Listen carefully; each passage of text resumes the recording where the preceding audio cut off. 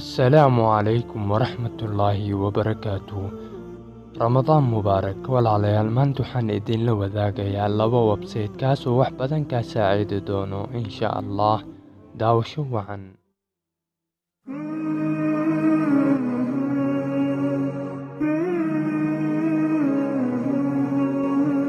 Website-ka koowaad waa Radio Bulxubi. Halkan waa documentary, halkan waa muxaadarooyin, halkan waa barnaamijyo, halkan waa Dr. Sakinaak oo af Soomaali ah, halkan waa wadista baabuurta oo af Soomaali ahaan lagugu sharxayo.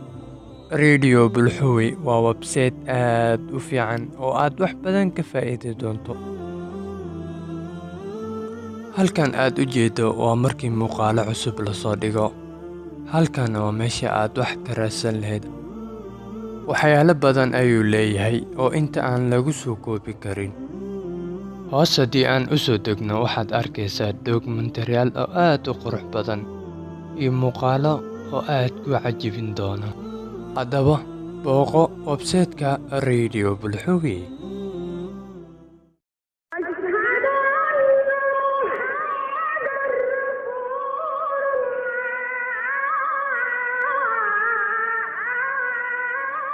website-ka labaad waa Gaaldiid.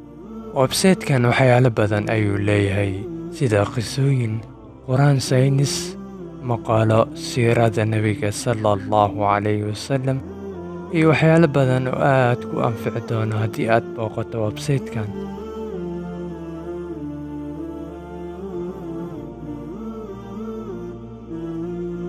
haddii aan hoos u soo degno waxaad arkaysaa muuqaalo iyo qisooyin aad u qurux badan, si qurux badan loo suubiyey.